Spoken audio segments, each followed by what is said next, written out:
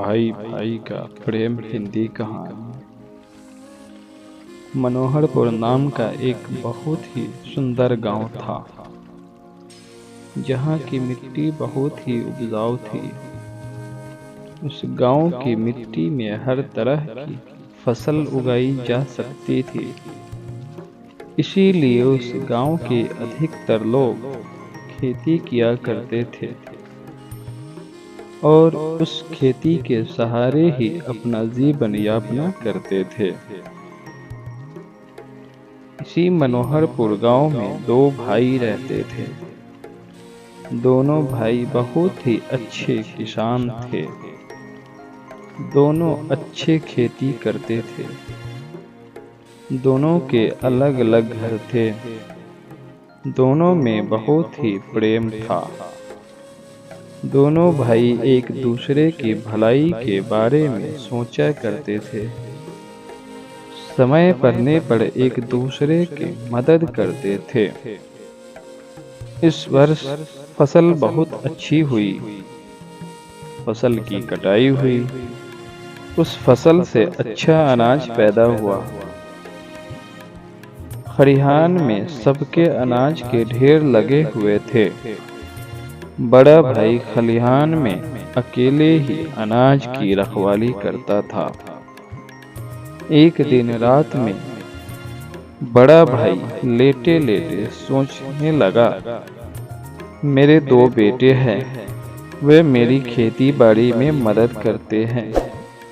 मेरे छोटे भाई के कोई बाल बच्चा नहीं है। उसे सारा काम अकेले ही करना पड़ता है। इसीलिए मुझे उसकी मदद करनी चाहिए। ये सोचकर वो उठा और खलिहान में गया और अपने अनाज के ढेर से 10 गठरी अनाज बांधा और उसमें से एक गठरी अपने सिर पर रखकर अपने भाई के ढेर की तरफ बढ़ा। ठीक उसी समय छोटा भाई भी घर में बैठा सोच रहा था, मैं जवान हूँ, जितना काम चाहूँ कर सकता हूँ, जहाँ चाहूँ जा सकता हूँ। किसी कारणवश यदि खेती में फायदा नहीं हुआ तो दूसरा काम कर लूंगा। हमारा खर्च कम है। लेकिन मेरे बड़े भैया तो बाल बच्चे वाले हैं। घर गृहस्थी खर्च अधिक है। इसलिए मुझे उसकी सहायता करना चाहिए। वह भी वहां से उठा और अपने खलिहान में गया।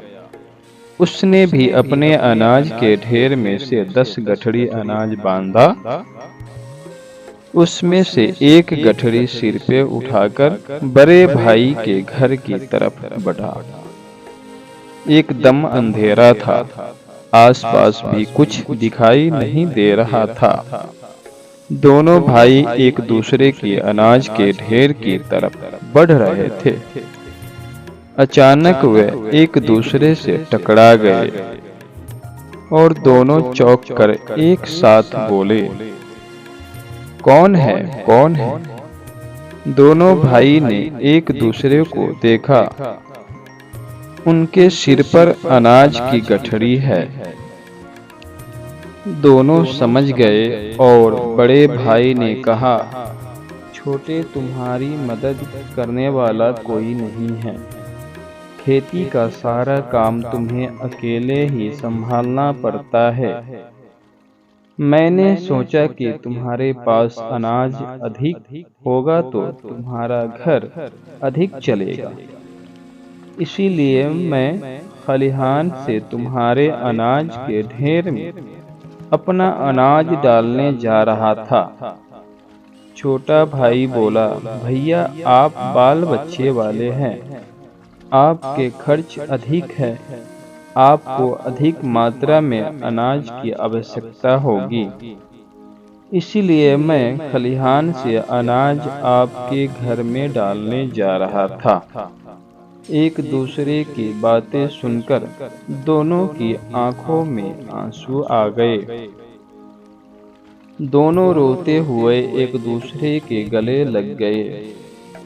इस तरह इन दोनों का प्यार और बढ़ गया। इस कहानी से यह सीख मिलती है कि हमें एक दूसरे की मदद करने या दूसरे के बारे में अच्छे सोच रखने से एक दूसरे में प्यार बढ़ता है और मिलजुल कर रहने से एक दूसरे का दुख कम होता है।